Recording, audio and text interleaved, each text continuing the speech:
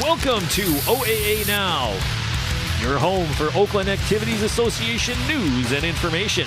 Here's your host, Sammy Taramina. Welcome to Oaa Now, Sammy Taramina, blog of the Dragon's Den, blog of Inside the OAA, and one of the hosts between Taminas and Orea Neighborhood Television.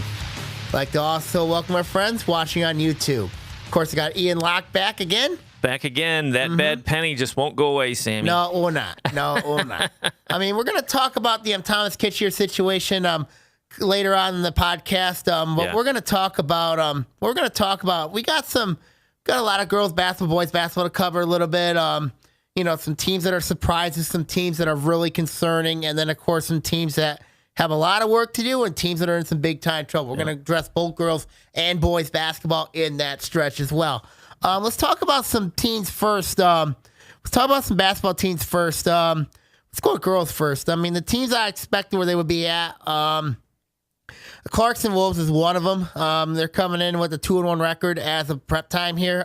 Who's their only loss? Their only loss was a 48-45 loss to Ypsilanti Arbor Prep, where they were up by 10 in the middle of the third quarter. 33-23 it was that score. And then Clarkston, I don't know how in the heck they blew that game. Yeah. But they're standing right now 2-1. They play Groves on Tuesday. That should be a good game. Should be a really good game between those two teams. Of course, Clarkston riding their three-headed monster, Maddie Beck, Kayla Lukenbach, and Molly Nicholson. Of course, Lukenbach's going to Oakland University for girls basketball next year. Yeah. So when you look at Clarkston, this is a team that very surprising when you look at the Wolves and where they were at. But that loss to Ypsilanti Arbor Prep, that's a bad one for Clarkston. Head scratcher to be sure. It was a head scratcher, but Clarkston right now sitting at 2-1. Got Groves coming up, so it'll be very interesting to see what they have. Be a good matchup. Speaking of Groves, they're off to a nice start, 2-0. Of course, win over Lake Orion and Avondale. Of course, it helps when you have a girl like Shea Carter back. Of course, you have Kayla Nelson. You have among others, but Jessica Wheeler has done a really nice start for Groves coming up into the year. Of course, Groves one of those teams that contend in the white division this year, but we saw Groves, and Groves, of course, they rely a lot on Shea Carter to carry him. Yes. So Shea Carter, of course, is a Division I talent coming up. I think she's going to go somewhere and play in Division I, probably in North Carolina, but it'll be very interesting to see what happens there. And if viewers out there, listeners out there want to see that action, we have that game loaded up on the Orion Neighborhood Television's YouTube channel, so you can actually see Groves and Lake Orion in action. So if you want to take a peek, you can find it's it. Not a good game for Fewer Lake Orion. It's not but if you're a basketball fan and you want to check out some quality talent, it's there. The next team here is Groves' top challenger, and that's the team that was surprised with this Royal Oak. Of course, Brian Zapata, his team's been playing really well. Samantha Potter, Jessica Adams. They got Drew Donlin playing at the guard spot. I mean, Royal Oak, they do have an interesting schedule. They got to play Royal Oak Shrine on Friday, then they got to play Berkeley on Tuesday. Royal Oak should get those 2 wins, but, it's not easy. You know what I mean? When you look at Royal Oak, but when you look at their schedule, they got to play Birmingham Marion late in the year. Of course, their only loss was to Clarkston. They lost on Friday night. But they do have wins over Olympia Hills, who I think is a very underrated team. And then Walled Lake Northern's not very good. Okay. So, good. So Royal Oak right now, rolling right now. They move along, 2-1. They're rolling along. That's good. You know what I mean? My biggest surprises are in a good way here. I like Oxford. They're off to even though they're off to a 1-1 start. I mean, our friends over at OCTV had a loss to River Rouge, which was mind-boggling. Of course, River Rouge is a very good team, but River Rouge only had 7 kids on that team. Oh, and they were down 5-on-3 in that game with Oxford. That was last Friday. That was the first game of the year. The first game of the year, they were River down Rouge was down 5-3. 5 players. Oxford had 5. River Rouge had 3. Oh, my. And Oxford lost 59-57 to River Rouge. Oh, my. That was not good. A little bit of stall ball going on.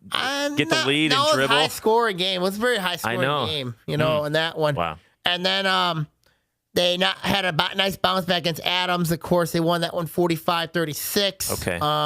So Oxford's a team I'm really surprised with. They got a tough one with Stony Creek on Tuesday, which is going to be really tough for them. And then they got a game with Lapeer coming up as well. So, right now when you look at Oxford, I mean, this is a team. I like Rachel Breyer's team where they're at right now. Of course, the play of Lauren Mether, of course. Cato is another one at the forward spot. Of course, they do got a lot of experience back with Ashley Hirschman there. And of course, I think, Oxford right now is playing really, really well right now in that situation there. Another team I'm surprised about, there's a couple more surprises. Farmington, they sit 3-1. Of course, the two Harrison kids have really benefited that team. Of course, when you look at Olivia Perkins, they've won 3 games. Of course, Laura Guzman's their new head coach there. They have wins over Milford, St. Catherine, Siena, and Troy Athens. Their only loss was to Troy. Okay. Farmington right now, I like where this team's going. I think they're Avondale's greatest challenger in the Blue Division this year when you look at them. Okay. And then you got Bloomfield Hills. I mean, Bloomfield Hills is a team that I really think that they're surprising folks, even though I'm very concerned about their interior. But, the play of Miriam Hashim and then Becca Hancock, among others, they've really picked it up with the loss of their 2 bigs to graduation. Now, it's not going to get any easier for Bloomfield Hills. They got to play Waterford Our Lady of the Lakes on Tuesday, Farmington on Thursday, which I think those are going to be 2 tough games for Jeff Rubin's team. He still got games against Chandler Park Academy and River Rouge. So, tough stretch coming up for Jeff Rubin's team when you look at Bloomfield Hills.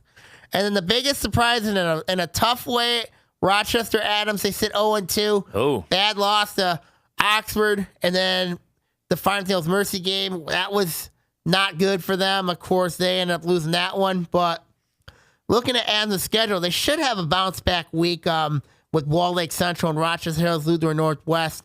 Still got to play Utica Eisenhower and Utica on the schedule before the Reds. So, interesting concern for Shea Lewis and her team to see where they're at. And then there's Lake Orion. You know what I mean? They sit 1-2. Very tough schedule. As mentioned last week, they got a bit of an identity crisis when you look at this team. Yep. They beat Utica Eisenhower. And Utica Eisenhower is going to be very solid. They just beat Rome the other day. And they had 2 bad losses, as mentioned, to Groves, and then Holly, I think, was really bad. Yeah, the Holly one was a surprise. The Holly one was really bad, for this team. Because what was the final of that one? 39-29. And the reason why I said that Holly game was a really bad loss is because, here's a team. Holly only has 8 girls on the team. And oh, wow, I didn't know that. And you let Rebecca Fugate go off. You can't do that. And then, of course, that was a home That was game. at home, too, and that makes it worse. Yeah. And you look at Lake Orion, this is a team that's got a bit of an identity crisis. They don't really have that true go-to scorer. Yeah. They really don't. And you look at the games coming up. They still got to play Pontiac Notre Dame Prep and Romeo, which are going to be really tough games for this team. And you got Seaholm and Davison are winnable games for Lake Orion. Yeah. So, well, over the next couple of weeks before the league play starts, they got North Farmington next week, which is going to be an interesting matchup. But they have to find a go-to scorer. Lake Orion does for this team to have any chance. You know what I mean? Yeah. Right now, they have a bit of an identity crisis. When you don't have a true point guard and you don't have a true scorer, you know what I mean? You're going to have issues scoring the ball and defending. Yeah, and so the next couple of weeks will be a gut check for them for sure going into the Christmas break. Mm-hmm. And then you had the Berkeley Bears. They sit at 0-3. They lost to Troy Athens, Waterford, and Royal Oak. They lost all 3 of those games, lost by combined 28 points. Oh, boy. So Berkeley now. Well, they're competitive. They're competitive. Yeah. They're very competitive. I think Berkeley's okay. Teams that are fine, I didn't expect this team to start 0-2 with Southfield Arts and Tech. Lost to Wall Lake Western and Flint Carmen Ainsworth. Then they still got to play River Rouge coming up. They play them on Tuesday. And then they have a game with Cleveland, I think Northwood this weekend. Cleveland. A tournament or something? Yeah, it's up at it's down at I think it's at Detroit Edison this weekend. Ah, okay. So it'll be very interesting to see what they have there. But Southfield Arts and Tech, I think they're a team that are fine right now. Another team I think is fine is Stony Creek, even though they played a murder's row with schedule. Mm-hmm. Wall Lake Western, Waterford Kettering, you knew those 2 were going to be losses. Yeah. But they bounced back, destroyed Rochester. They got a big one, North Farmington, coming up. They have Oxford this week as well, so that'll be a good game. Good test for Stony Creek. Yep. Avondale's another team I think that's fine as well. I think that the loss to Groves is going to help them out in the long run. They still got to play. They had their schedule really lightens up this week. I think they should win the Cranbrook and Rochester Hills, Luther and Northwest games. But I think they're going to be tested next week when they play Farmington. They open up league play, so that'll be very interesting. I think Avondale's fine there. Well, there's a lot of good games coming down the line, aren't there? Oh, yeah, there is. There is. Teams that have work to do, in my opinion, I think Troy's got a lot of work to do. I mean, they're a 2-2 team. They started off hot with wins over Sterling Heights, Stevenson, and Farmington. They kind of rolled back a little bit with losses to Walled Lake Central and Waterford Mott. I mean, Troy, they're like a team like Jekyll and Hyde. They're Jekyll and Hyde. And then their rival from Troy, Athens, they're another Jekyll and Hyde team. They lost to Farmington, but they beat Pontiac Academy of Excellence, which is not a very good team, and Berkeley. And I don't think I've heard of that school before. Yeah, I mean, it just opened up 2 years ago. Okay. But their schedule is going to really toughen up, especially when they have to play Romulus. Ooh. That's when I think it's going to be really tough for Stacey Kloop and her team. Yep. So that's going to be very tough for them. And then they got Pontiac. Of course, Pontiac is another team. You know, they had a nice win against Detroit Community, but then they lost to Westland John Glenn. I mean, I really like where Christopher Wright's got his team going. I mean, always find myself rooting for the Phoenix. Yeah, for some Pontiac, reason. Pontiac, you know, they've struggled. They've gone through so much. You know what I mean? So yeah, always pulling for the Phoenix. Oh, yeah, they're always okay. And then teams that are really unproven, North Farmington, yeah, they're sitting at 3-0 right now. But they really haven't been tested yet. I mean, they've ridden Samantha Cherney's had 3 big games. Of course, they're their big center in the post. She's had some big games, but they're going to be tested Friday, I think, with Stony Creek. And I think, you know, North Farmington's a team that's really unproven there. Hazel Park is another team I think is really unproven. Yeah. You know, their wins against Mount Clemens and East Point, I really have not been impressed with them. And then, of course, their loss to Armada. Of course, Armada's an okay team. Yeah. I mean, and then Oak Park, they're sitting at 2-0, of course, beating Pontiac Academy of Excellence and Ferndale University. You know, those are 2 wins. But we'll see what they're made out of this weekend when they play Troy Athens and then they play Dearborn Heights Robichaud. So that'll be very interesting to see. Robichaud, yeah. Yep. Really interesting to see what happens there. Cool. My teams that are in big trouble, I think, are West Bloomfield. They sit 0-3 now, of course, with losses to North Farmington, Bloomfield Hills, and Howell. They were blown out, and a couple of those really concerning right there for West Bloomfield. I think that Bert Mosley's team, I've been praising them. You surprised at 0-3? I'm surprised that they're 0-3 a little bit because I thought they would probably go at least maybe 1-3. You know what I mean? I thought they would win that Bloomfield Hills game, but I didn't expect they get blown out by that. Yeah. Seaholm, a team that's 0-3. Now they got Lake Orion coming up on Friday. But they have not scored 30 points this year. Oh, boy. And they played, they've had some tough games. I mean, like, that's a team I'm very concerned about. Sarah, it's them. They're 0-3 right now. Trying to find some offense. Yep. If you haven't scored 30 points, their that's defense tough. has improved. The defense has gotten much better. And that is Lake Orion on the road. On the road. Okay. Friday. Lake Orion will go to Seaholm on Friday night. And then Rochester, 0-5. Oh, wow. You know, their losses were to Rochester, Luther Northwest, Milford, Ford, Stony Creek, and Avondale. They've got concerns. Oh, yeah. If you're First-year coach Al Point has got issues when you look at this team. They've got big concerns. What do you say? Excuse my coughing, but I don't know. They got concerns? I mean, they got concerns. They do have concerns, and anytime you're pitching a shutout in the wrong column, that's not good. It can really get to your confidence level, moving forward. It's not good. It's not good. Let's go to boys basketball. I mean, teams where I expect to be at Clarkston, they're sitting at 3-0. We'll get over the Thomas Kithier situation next segment. Yep. But they're rolling, people. I mean, they beat Flint Carmen Ainsworth, Wayne Memorial, 2 very good teams ranked in the state. Then Lake Orion, of course, they won that one, 69-34. Yeah, on the road. Lake Orion on the road there. Yeah. Nothing you can say about that. Well, they're playing the way they should. Yeah, they're playing well. They're a nationally ranked team, not just ranked in the state, and they're playing the way they should. Yep. Hazel Park sits 1-0. 186-62 over East English Village Prep. Actually it was 86-72. Okay. Good win for Hazel Park there at Detroit Catholic Tech last week. They got to play Detroit Jesuit on Friday. Hazel Park right now is rolling. I mean, they're not a deep team, but they're off to a nice start. Yeah. Troy. They're off to a nice start over Avondale. Colts are rolling right now. The way they're playing. Like where they're at. Avondale having some struggles. Well, we're going to talk about Avondale in a minute. Yeah. Let's go my biggest surprise in a good way. Of course, Ferndale. Of course, they came back from a 166-64 with Birmingham Brother Ice. They're going to be tested this week against E-Course and then Walled Lake Northern. So I like where Tom Stanton's team's at. Got a lot of experience back. Very interesting to see where they're at. And then Rochester had a nice win against Stony Creek on Friday night, 52-49, probably the biggest upset of the year. 52-49. That place must have been rocking. That was a big upset right there. Wow.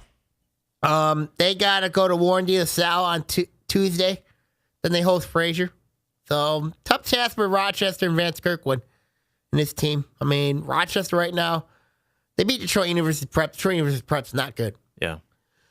And then there's Lake Orion. Despite the fact they lost the other night to Clarkston, of course, they're getting their act together. Of course, they beat Avondale, they beat Oxford. Oxford in a classic. Oxford. I like this Oxford team. So do I. I mean, Avondale as well. I really do. Yep. So do I. Mm-hmm. Seeing them in person, Oxford, impressive. The game came down to a couple free throws, right? Yeah. And a last second half quarter maybe for 3 to win it for Oxford. It was a raucous crowd at Lake Orion. Love to see those two teams together, but Oxford they're going to be. I think they're fine. I think Oxford's fine when you look at them. I think they're a team that is really fine. They got a good Lapeer team coming in there next. I mean, I like this Oxford team. When you look at Michael Ranch, you look at Jimmy Claudio. They're scoring points. They're defending. I really like this. I really like what Steve Laidlaw's done with that team. Really do. Tough out. Yep. Avondale's another one I think is going to be a tough out. Now, yeah, they're young. And they got Martin Cole. But when Cole's not in the game, you saw Avondale's role players, how they perform. Yeah. They're not bad. I mean, they're putting up some good points. They're putting up points, you know what I mean? Their problems are defense. You know what I mean? They're giving up. Correct. They gave up 77 Lake Orion. They gave up 70 to they get nearly 70 to Troy. So they got to address their defense. The defense, and that's what we saw against Lake Orion. Yep. It was a lot of turnovers, silly mistakes, but it's stuff that you can shore up. Right. I think they're a fine team. I think they're going to be fine. Farmington, look at them. I think they're another fine team despite the fact they're 1-0. They made mental mistakes. They're not a finished product.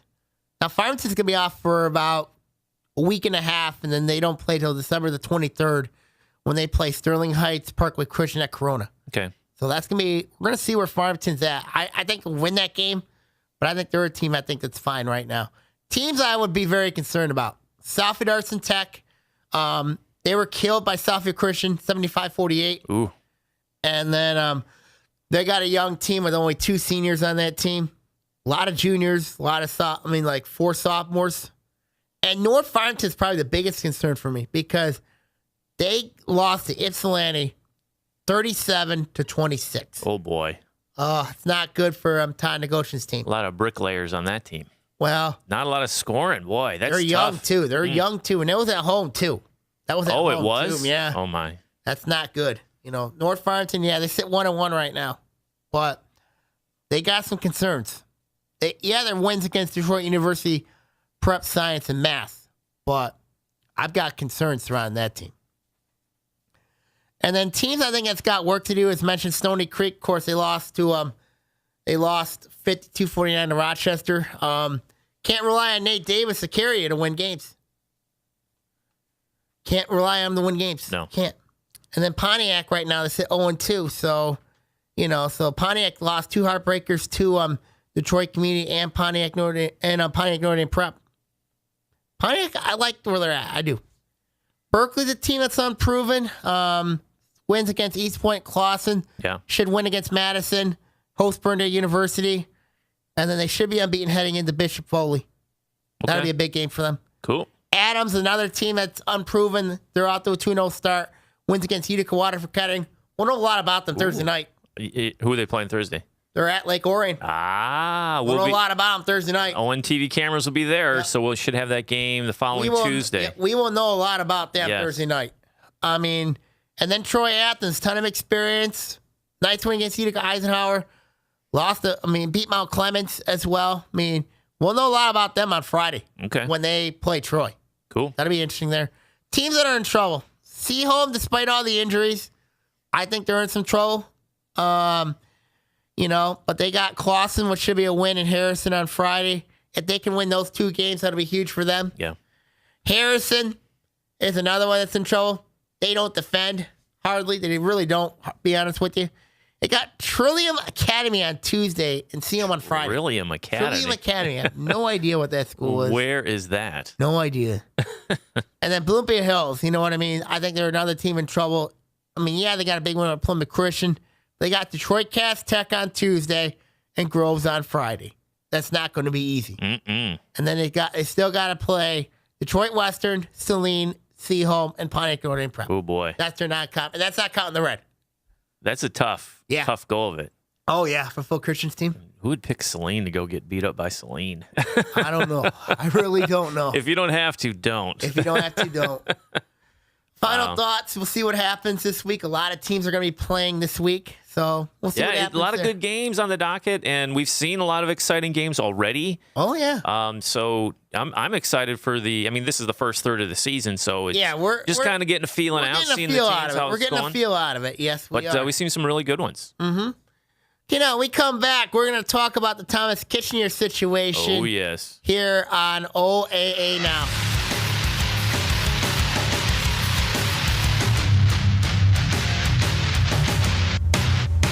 Please remember that CFL bulbs, those curly, energy-efficient light bulbs everybody is using to save electricity, shouldn't be thrown away in your trash. Neither should batteries or home medical sharps. You can check with your local community to see where they can be recycled. Some retailers will allow you to bring them in for recycling. You can also order simple kits online that allow you to collect your recyclables and simply mail them away to be properly recycled. This green tip was brought to you by your friends at Waste Management.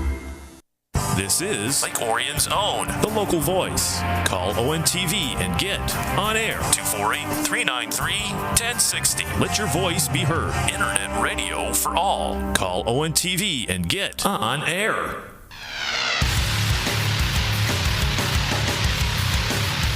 Welcome to Oaa Now. I'm Sammy Termini here. I got Ian Locke back here. I'm back. Yes, sir. You are. And you're perfect here to talk about this issue. It's been rolling around the state lately. Yeah. Of course, it's the Thomas Kithier situation.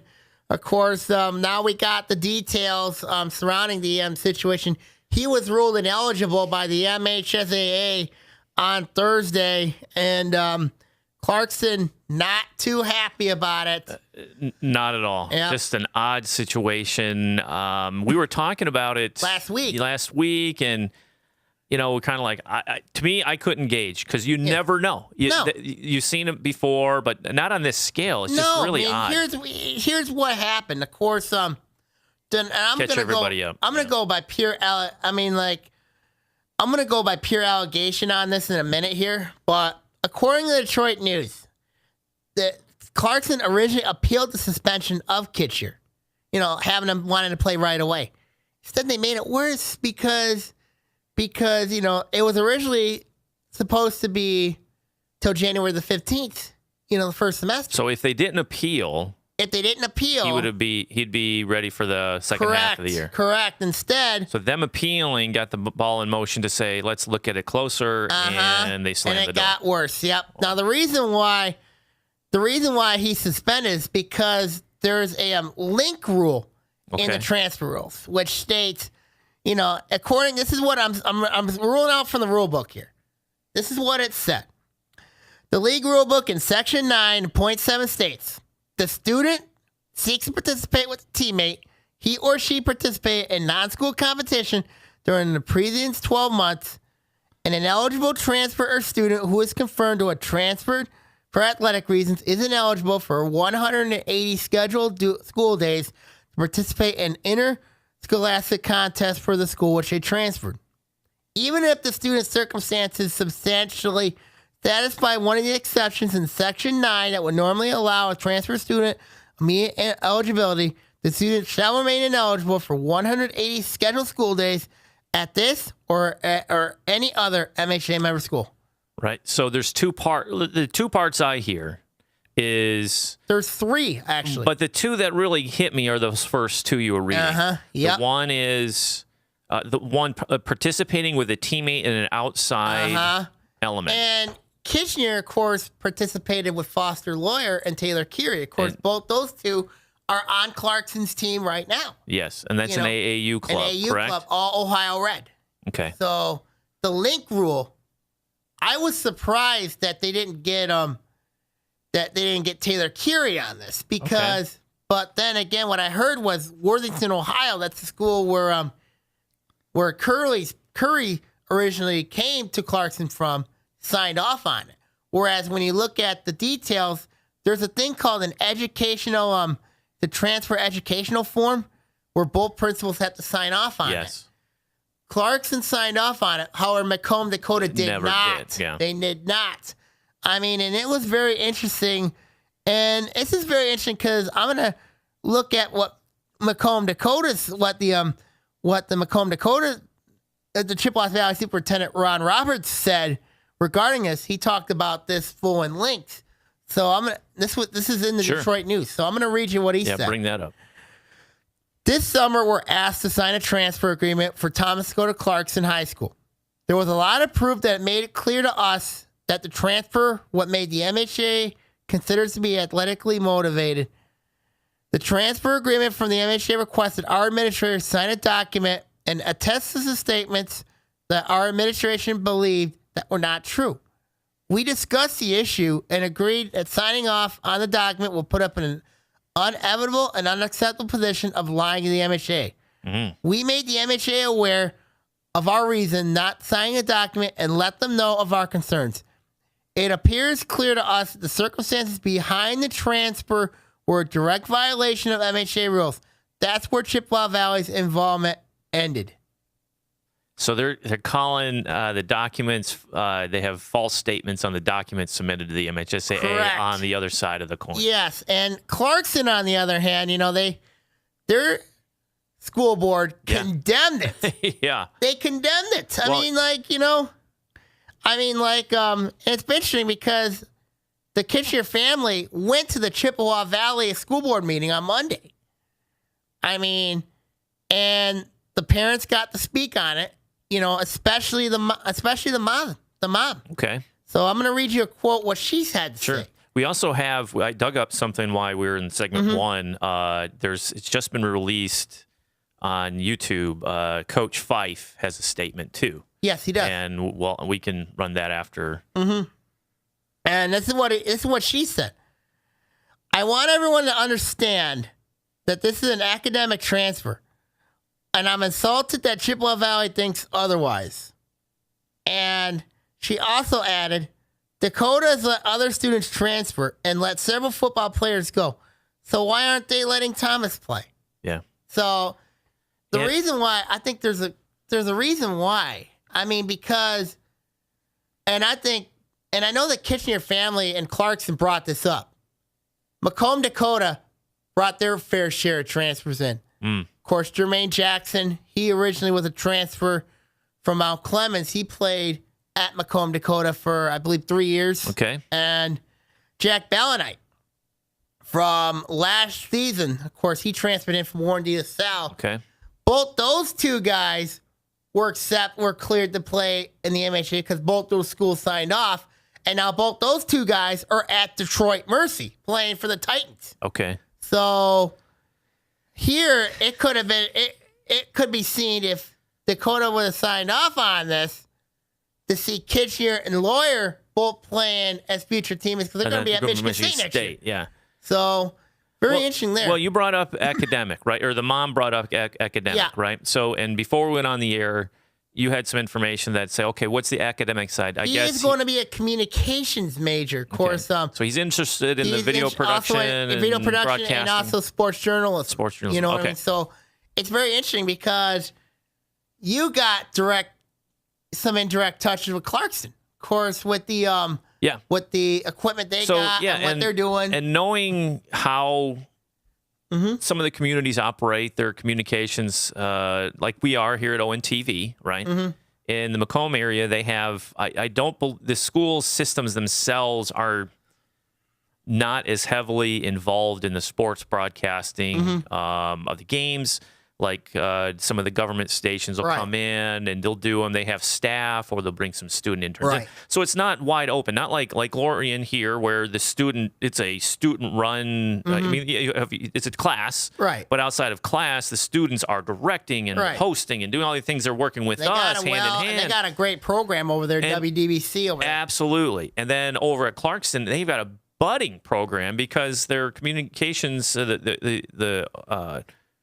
public access studio moved into the high school just 3 years ago. Right. And they have a great relationship with public access and the instructor over there, and the kids get to do so much. Right. And hands-on and very involved. So I believe the family, I'm not going to say that Dakota's wrong or whatever. It's just weird. It just is an odd story because these transfers happen all the time. But if we're going to go strictly on the argument of academics and his interest in majors, then he should be allowed to play. I see where they're going. I mean, here's the pessimist to me is saying, well, they found an argument to support the reason to leave. The reason why to leave. And did that come first? They go, oh, we got to play together. How can we get out legally? Or how can we get out cleanly? Right. It's kind of like there's two sides to a story here when you look at it. And then you look at, of course, another interesting thing was Kithier moved in to Clarkston. Yes.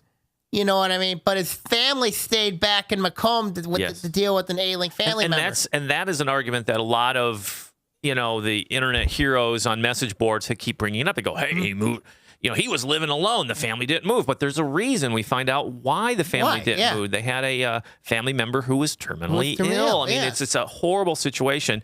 And so they got him started to get acclimated over in Clarkston. The family stayed behind to take care of their sick loved one. And ultimately, the family moved into Clarkston after what happened. After the death in the family. And they said the home is up for sale now over there. And, this is a very interesting situation because when you look at, we got comments from Dan Fife. Yeah, do you want to take a listen? Yeah, let's take a listen. I just found this up on YouTube, so we'll. This is from M Live, so courtesy M Live. Thank you guys over at M Live. And from Dan Fife, of course. This is Clarkston. Head coach at Clarkston. Absolutely. So here we go. This was posted. It has about 1,300 views on it. It says new, so I think it's been up just maybe a couple days. So here's this Coach Dan Fife from Clarkston.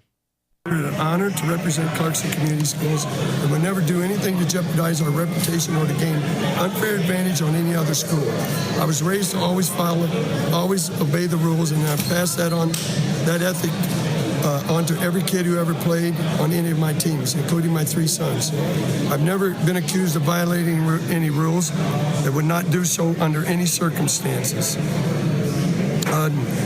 During my coaching career, there have been times where families moved to Clarkston and their sons played on my teams. My only concern when that occurs is that the families follow the rules set by the MHSAA. That is what has occurred in this case. I was not involved in any way in the decision made the family to move to Clarkston, and any suggestion to the contrary is false. I look forward to coaching my team again this year. As always, Clarkston will always win the right way and lose the right way. Are you offended? Okay. I agree. So what do you hear there? There's something there. I agree that with is a well-crafted letter. That's a well-crafted. I agree with Dan Fife's statement. Dan Fife's always is a clean guy. I'm going to, and I know Dan Fife. You know what I mean? He would never do this. Yeah. Well, let's talk about what he said. There's 2 things there. Yeah. One, we follow the rules in Clarkston. We don't break the rules. And 2, we trust that the family is following all the rules and going through the motions that they're supposed to with the MHSAA. Well, 2 things. So with Fife, he's saying we're a clean program. I don't break the rules and so on. That has come out because of why. I mean, what are some of the? I mean, when you look at Clarkston, of course, they get a lot of people kids. They get a lot of kids coming from from Genesee County. They get a lot from Holly. You know what I mean? They get a lot. And it's because Clarkston's an open enrolled school. Yeah. So, but when you look at Clarkston, yeah, they're a clean program. They're a clean program. But There's going to be people out there that's going to say Dan Fife is a dirty coach. He's not a dirty coach. He's a good coach. Weren't there statements being made that I don't know if it was from the MHSAA, but it was saying there were that accusations. There was a Clarkston cult. That's crew not going true. around recruiting people. That's not true at all. And that's why he's making that statement. That's why he made that statement. Yeah. That is not true at all. For the record, Clarkston does not have an entourage. For goodness sakes, whoever said that should be immediately fired. Because that isn't. That's an insult to Dan Fife and the Clarkston community. That is an insult because I know the Clarkston basketball program. They run a clean program over there. I mean, when you look at Clarkston, there's some of the things that I know they like to blow people out by 30, 35 points. I get that. Yeah, who wouldn't? Okay, but to say that Dan Fife runs a dirty program, you gotta be kidding. And did that come from the MHSAA? So they found evidence of a crew rolling around. They originally in their allegations did say that. Okay, allegations. They originally said that their allegations said that. And I look at another interesting quote here from Jeff Colson. He's the athletic director at Clarkston. Very nice guy. He said, quote, this was during the press conference that they had on Friday. I mean, he said, we follow the rules, the letter of the law. We were in contact with the state the whole way. Everything was yes, yes, yes. And when they found out it was Thomas Kithier, within seconds, the conversation changed very drastically. And that was a conversation with the MHA's executive assistant, Tom Rashad. Of course, I think that I view the people at the MHA a bunch of terrible people, in my opinion. I mean, well, that's a bold statement, Sam. I mean, I think they're a bunch of terrible people. Anyway. Well, I know Channel 7 did a very extensive interview. It was fantastic. Let me also finish my conversation. Yeah, go ahead. I'm going to try to dig this up here. Because and this is what Kozin did add. This is what Kozin did add during this conversation. He said, wait, what are you doing here? If Dakota had any bleep, you know what I mean? Then they wouldn't sign the paperwork. You know what I mean? That's the conversation that Kozin had with Rashad. I mean, and then that language, you can find it out online. Unusual. But you're like, what? Going, what? What the heck are you thinking? That's What are you thinking? I mean, and then of course, Clarkston's principal Gary Gall. Of course, he said in his comment, he said the Kithier family had made an educated and thoughtful decision moving to Clarkston School District because it provides academic opportunities and it's an inclusive, supporting environment they felt was necessary for Thomas to grow as a student and as a person. Yeah. These are opportunities we embrace for all students at the core of who we are. And guide our principals, Thomas and his family found themselves in an academic situation he could not benefit from a toxic cultural environment that was untenable and unhealthy. By blocking the transfer, Dakota administration demonstrated they do not have Thomas' interest in their mind. That statement is from who again? Clarkston principal Gary Call. So he's calling the atmosphere over at Dakota toxic. Well, the family originally stated that the atmosphere was incredibly toxic. You know what I mean? So that's the principal at Clarkston. The principal just said quoting it was toxic, the family. quoting the family. Yep. Wow. That it was a toxic situation. And I know that Kithier had some. Do you think tension. I know he had some tension with the coach? With Macomb Dakota coach Paul Taco and his team. I know that. You think it's a little, I'm the big guy, I'm going to put the screws to you? Well, I don't know about that. Or is it a big-time recruit saying, hey, I can do what I want? It kind of gets that thing, but I don't know. This is wild. It's ridiculous. Crazy. It's really ridiculous. Now, of course, you did pull up a Channel 7 investigation. Yeah. So Channel 7 had a fantastic report on it. It was, it's right in... If you're into what we're talking about here on Oaa Now, this fits right into the wheelhouse. Yeah. They did a fantastic job, and I'm trying to cue it up to the press conference itself where you see the Clarkston, superintendents there and so on. So let I can't cue it up in my headphones, but I'm doing it visually. So we'll just hit play here. But this is the WXIZ Channel 7 in Detroit. Their report. It was published on December 8th, 2017, up on YouTube. So we'll roll it here. Senior Thomas Kithier's transfer block. I've been in education for 25 years. This is Dr. Rod Rock, superintendent at Clarkston. I think about as angry as I've ever been in terms of what's happening to this young man.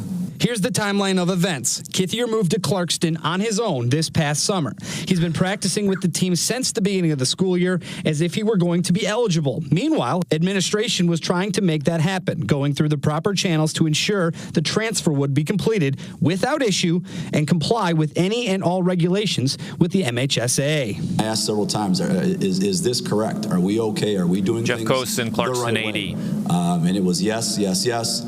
And then as soon as the MHSAA asked who the transfer student was, and we informed them it was Thomas Kithier, at that point, the next conversation within 30 seconds changed very drastically. The quote from the MHSAA person was, if Dakota had any they would not sign that form.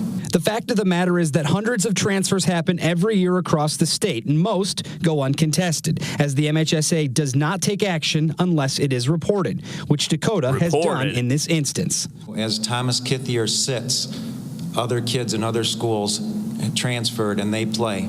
That's a complete injustice and it's unacceptable. So, interesting. I mean, wow. If they had any... Yeah, I know. I can't say any. I mean, like, that's crazy. I mean, like, it's insane. It really is, to be honest with you. And, of course, at their Chippewa Valley Schools board meeting, they were not considering reversing the decision. So they're just, well, they would prove... They Nobody wants to admit they're wrong. Nobody, no. Right? And that's on all levels. You look all the way from local councilman all the way up to the president. Nobody wants to admit they're wrong. Nobody wants to admit they're wrong. But they feel they have an argument that favors their opinion. Their opinion, yeah. And it just happens to be very high profile at this point. Yeah. And Tom Izzo, Michigan State, Kithier's future coach, called it a very sad situation. Yes. You know what I mean? And, I don't blame him. I really don't blame him for that. And there's not much he can do. I don't think there's anything he can do. Yeah, it's one of those.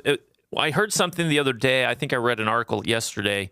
I think it was the news where they're talking about Izzo is saying that if it's done and they done all they can to try to get this situated. But if he would have went to a prep school, this don't happen. But that's again, the rule is that he's the link rule, like you just advised, rule, right? That's the problem. Yeah. So with Izzo, they said the main thing is to keep him in shape, keep him going. They said they can bring him up to MSU. It's late to early enroll because you have to really get your ducks in a row academically through the summer to be able to do an early enrollment.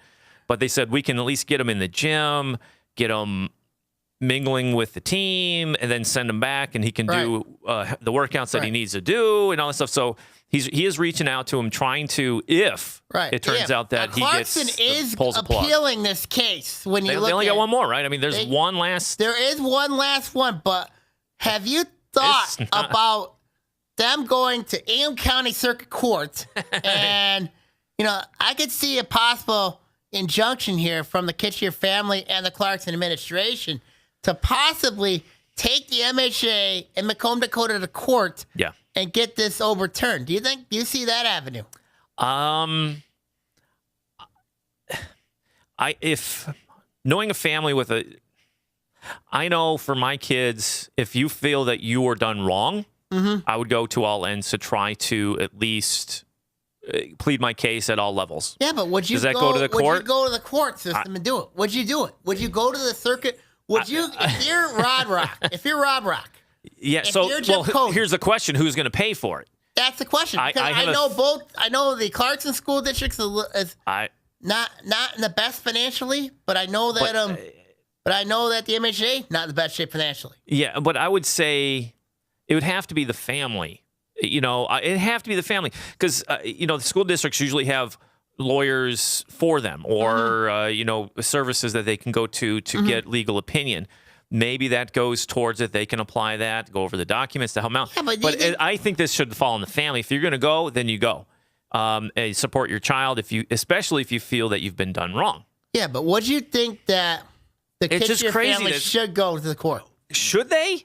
Should they go to court and fight the MHSAA in this? Well, I'm not going to say should or not. I'm just going to say that if it was me and I felt like I was done wrong, yourself, you know what I mean? I am. I got two little rugrats running around, and if I felt honestly that I was done wrong, yes, I'd go as far as I could, and if I could afford it, I'd go do it. Yeah, I mean, like when you look at the situation here, I mean, like. But look, I mean, the MHSAA it's a nonprofit organization, right? It's a group that all this not. They have an executive yes. producer, Jack Roberts. You got rules. Who I think should go, by the way. We heard that earlier, but it's a group that it's not appointed by the state. It's an organization that's put together that and then all the athletic directors and the different school districts agree to follow. To come together as one unit to say, here are some rules, here's what we're going to follow to make it clean. But you don't have to be a member of the MHSAA. The athletic programs don't have to, but it's not like the state is saying this. This is an organization separate from the state of Michigan. It's just. Now I got a question to ask you. Uh-oh. Should the MHSAA consider changing its transfer rules? Oh, geez, Sam, you hit me. That's a big one. Well, you're seeing more of it. The weird thing We're is seeing a lot more of it. Well, look at it on a wider scale. With like the fifth-year transfers in college basketball, right? And football now, it's really huge now. Like some big names leaving a school and playing 1 year. Wisconsin was the benefit of that. You had. Michigan had that, on football, right? Football, yeah. And so now you're seeing in basketball, Michigan State's got a fifth-year transfer. I think it's Carter is his name, the big guy with some knee problems, but he's a good addition, right? So you're seeing people bouncing around. It's like the age; nobody sticks around anymore, and it's leaking into the high school game where you see nationwide. Yeah, you have the prep schools, but when you get into like OAA and the regular leagues and things like that on the public school side, you're seeing kids bouncing around more and more. I mean, and it's not just basketball or football. It's hey, there's a better cross country coach down the road. I'm going to roll over there. Yeah. Do you think the MHSAA would really dig in on a cross country runner? They wouldn't care. This is an organization that I think that cares less. All they care about is making money. That's what I think the MHSAA is. I mean, I'll be honest with you. I don't think the MHSAA would care for allowing several transfers to enroll into another school, and yet they catch Kithier on this one. Well, why would they single him out? I don't know why they're singling him out. Clarkston's got a case here. Well, they do, and the comment there, if accurate, I mean, of course, that's Clarkston's side with the comment of, hey, everything's golden until they said the name, and they go, nope. Yeah, nope. So I'm not a conspiracy guy at all. No. It's, I'll take it at face value. Maybe I'm naive. I don't know.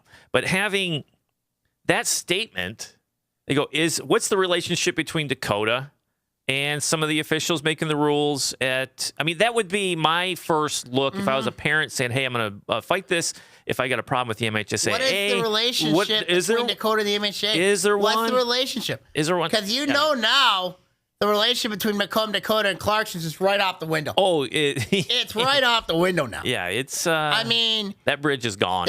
That's gone. I mean, like, and I took this. This is an interesting. Well, here, let me throw the question back at you before we. Do you think the transfer rules should be changed? Yes. In what way?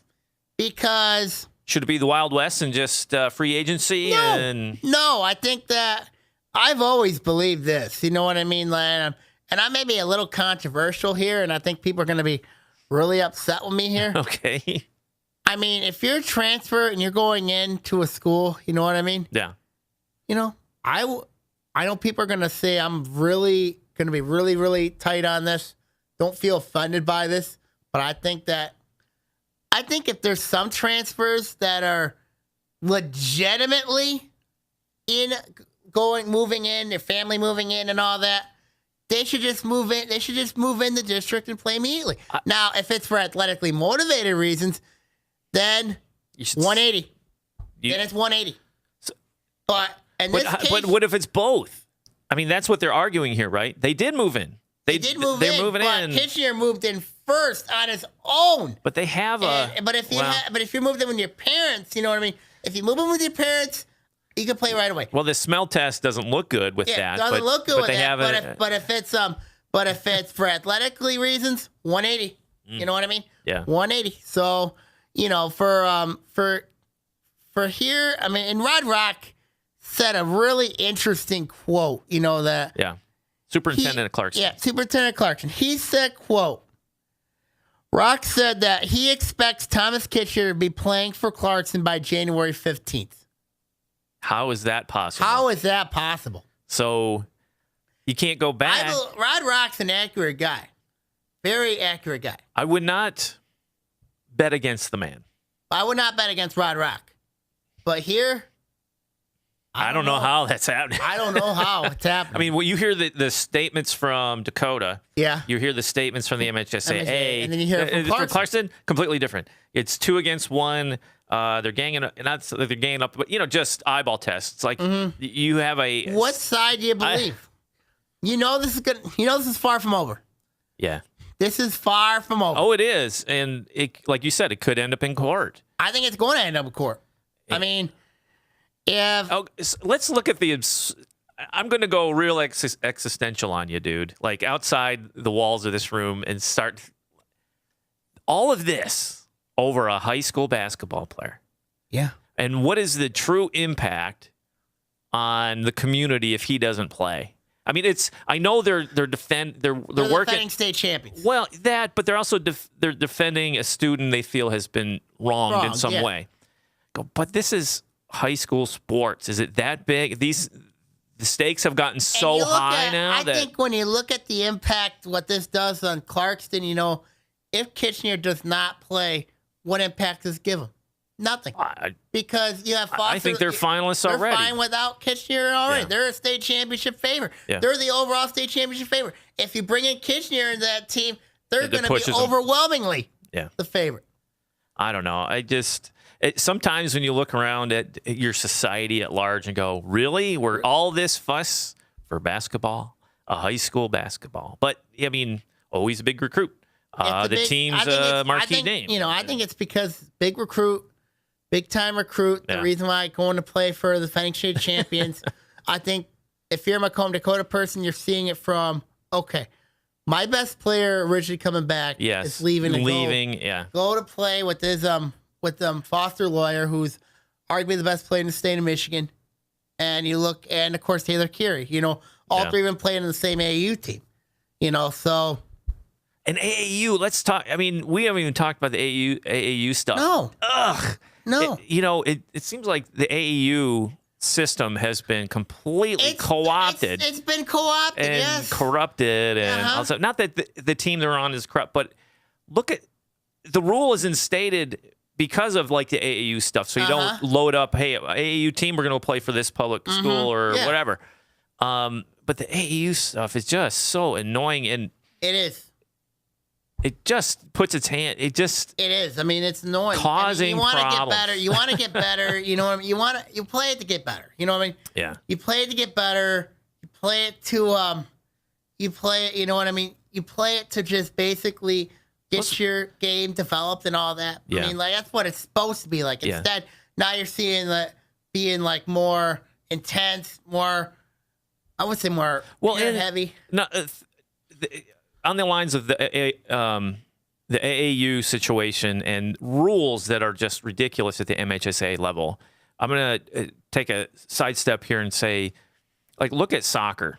I don't know if you were familiar with some of the soccer rules. So there's club teams just like AAU, right? You have your club teams, your Vardar team, Waza, and so on. Yeah. There's localized club teams. You have professional coaches that are full-time. These teams play roughly year-round. I've gone through this machine. You've been through it. Yeah. And the rules with the MHSAA, think of the high school soccer player. Yeah. If they play for their club team, they can't play for their high school team. No. And it's like... Do you think that should be this? Do you I think think that should be change. Do you think that should be enforced if you're playing? I mean, like, do you think you're driving kids away. Like, you're driving kids away quality from, players away from their local, high school to play. You know what I mean? And basically, what you hear too from the soccer, and I don't want to dwell on soccer too bad because we're about 55 minutes into the show, and I don't want to put anybody to sleep. Yeah. But with the soccer thing, is that you're finding now that any top recruit for soccer, 99% of them don't even play high school anymore. No. They're told don't play it. It's unfortunate. Don't play it. It's not right. It's not right. And then for the MHSAA to take away Kitchier's senior year, it's unfortunate. It's sad. Now, it's unfortunate, but do you think his parents were naive, thinking that, hey, man, everybody does it, so we'll do it too, and they missed something? I don't know if the parents were naive on this, but, if I just think that, you got to look at, they were looking at the best interest of their son. Yeah. They're looking at the best interest, you know? And I know that, and going to Clarkston, I think, was a better situation for him. But, when you look at, of course, okay, if, for example, if he would have went to a place like Lake Orion, you know what I mean?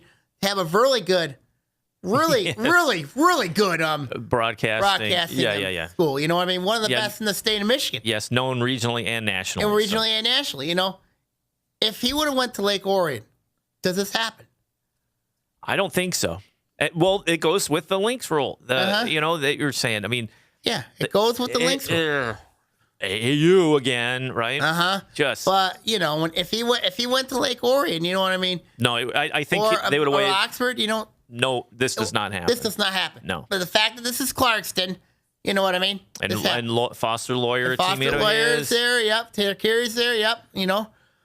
I don't know, dude.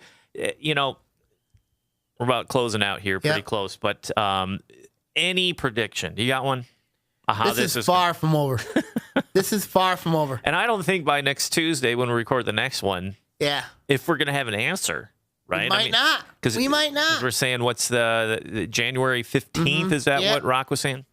Yep. Keep an eye on the All right, an eye on our podcast and also in the Inside the OA blog for the latest on the Kitchener situation here. Of course, it's at Sammy@blogspot.com. We'll keep an eye on that as well. This week's podcast for Ian Locke, I am Sammy Termina signing off here. Take care and enjoy your day, everybody. Thanks, Sam.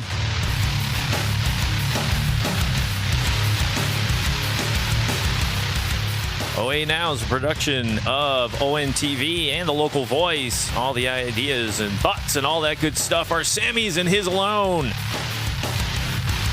If you're interested in making your own podcast or working here at the Local Voice at ONTV, give us a call at 248-393-1060. We can get you going. Goodbye, everybody.